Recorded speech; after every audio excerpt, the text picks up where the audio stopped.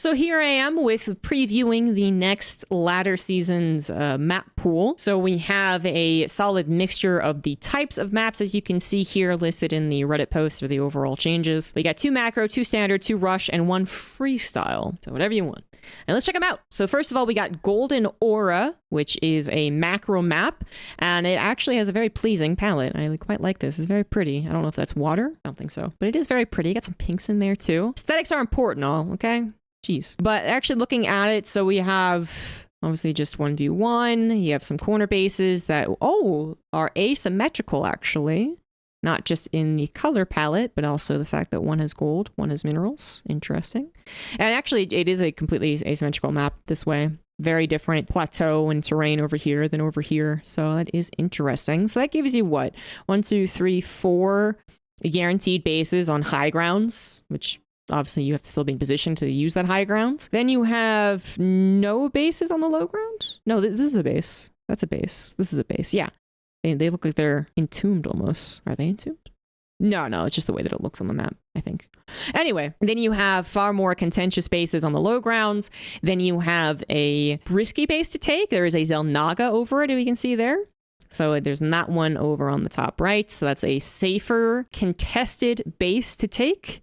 And this is the less safe, riskier contested base. And by contested, I mean both players have, gotten on their 4-base foundation in a mid to late game StarCraft 2 match and are now fighting tooth and nail over resources that are closer to their opponent. So that's interesting. I kind of like that dynamic. I do like that it's asymmetrical as well. Yeah, I think I like this map. But, my opinions of maps are going to be far less opinionated, basically, because I just don't usually pay that much attention, being real with you. And I know that other people will abuse certain things about maps far better than I ever will. So I'll be like, this map is fine. And then fantasy came in and just abused the hell out of it. And I was like, oh, never mind. I see why that's wrong. I'm just admitting my weakness in this department, but I can definitely talk about how pretty these things are. It's a pretty one, a fan one. It's a macro map. This one is called Site Delta.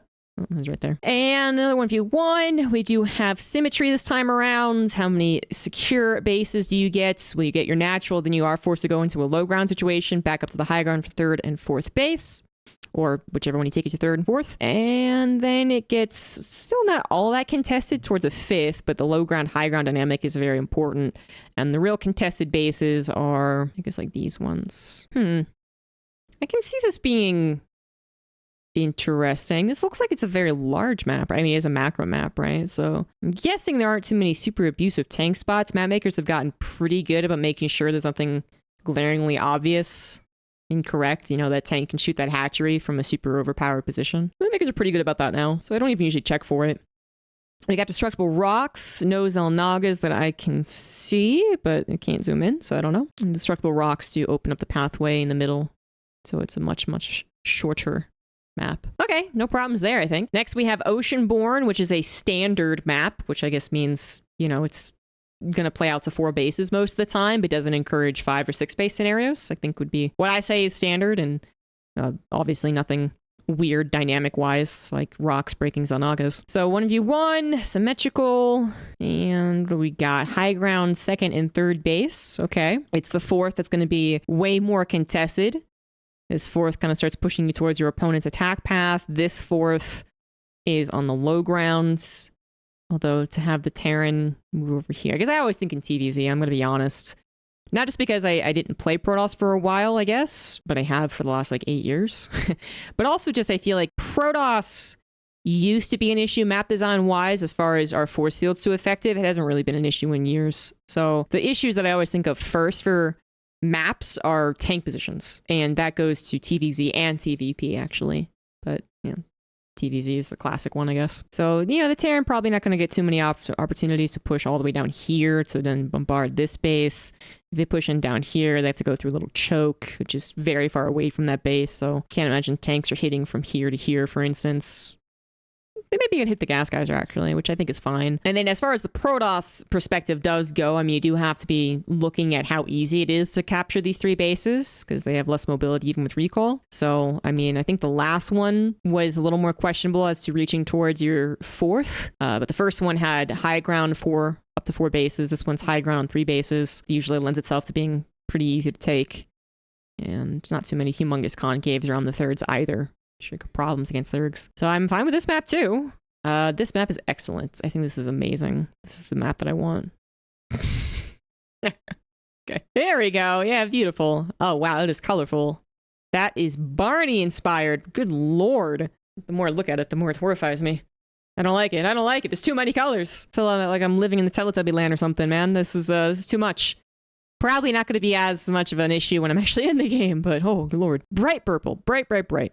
So you have low ground, no high ground on the natural, but all three bases are technically on the high ground. There's ramps leading up to them. No particularly good concave to abuse. Fourth bases reach down low. We have like a bridge situation is what this looks like. Oh, I can zoom up here. Oh, nice. Yeah, this is the type of zoom that I wanted to get to. So fourth base only... No, there are two gas geysers, my bad. And this is type of bridge. I assume this is a bridge you can walk over, but because there are such wide gaps, I'm like not completely sure, but I'm going to assume. Didn't actually see it played. Destructible rocks, making this pathway a little bit larger. You have kind of a loop. I'm imagining, again, go down in the water, but then you have to break the rocks to actually get immediately over to your opponent's base, which seems fair. And any other interesting features? No, I think the most interesting thing about this map is the way that this middle part of the map will play out with the bridges, water, high ground, low grounds. I don't know, miscellaneous stuff, blockers, and things to run around. It's a squiggly map. It's not curvy. It's not windy. It's crazy.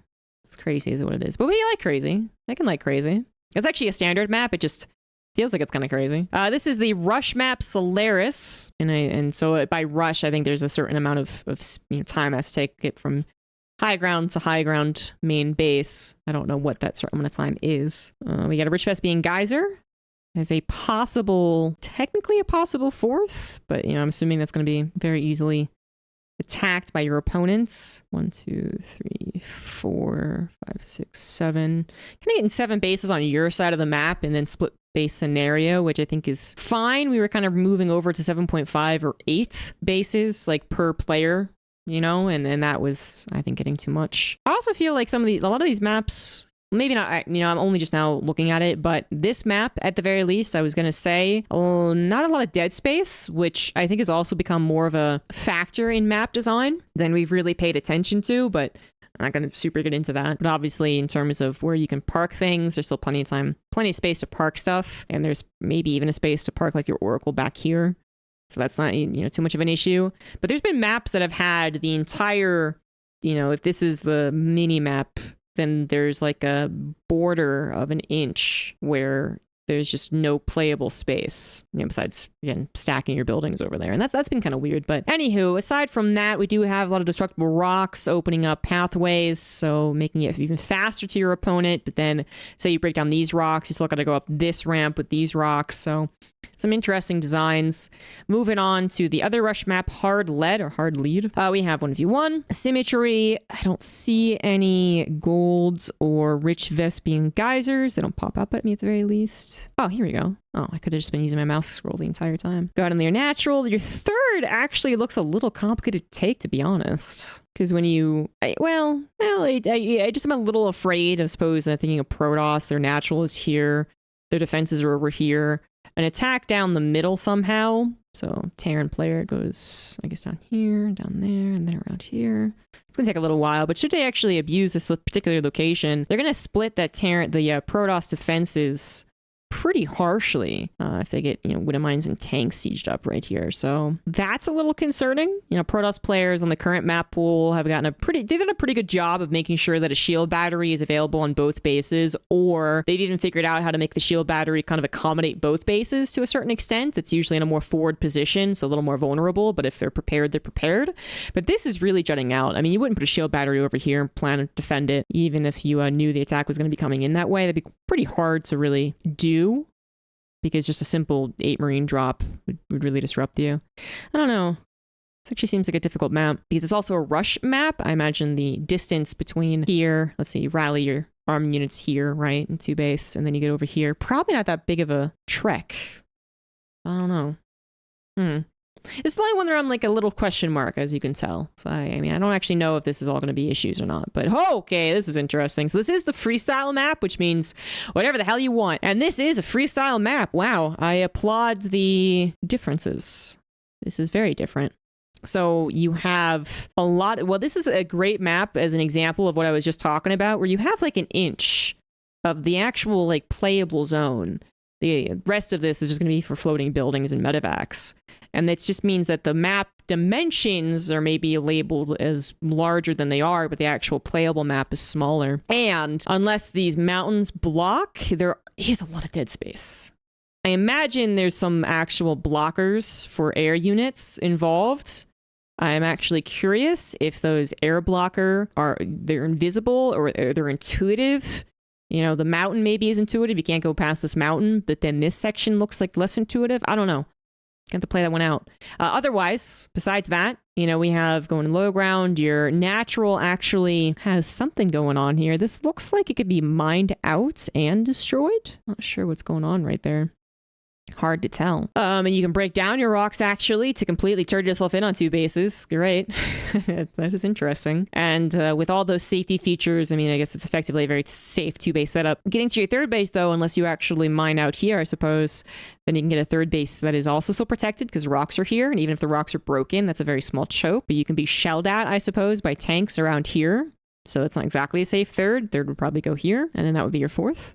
Actually, I think a 4th would be over here. So these are really actually contested bases, is what it feels like, that these 3 bases in the middle are actually contested. Against, meaning that the your opponent will be very close to your forward expansions, so it's contested. Eventually, they'll even want to take your base if the game goes to 5 bases, whereas, you know, usually in StarCraft 2, maps nowadays give you 4 bases, and those are your uncontested, maybe a 5th and 6th uncontested, depending on the map style.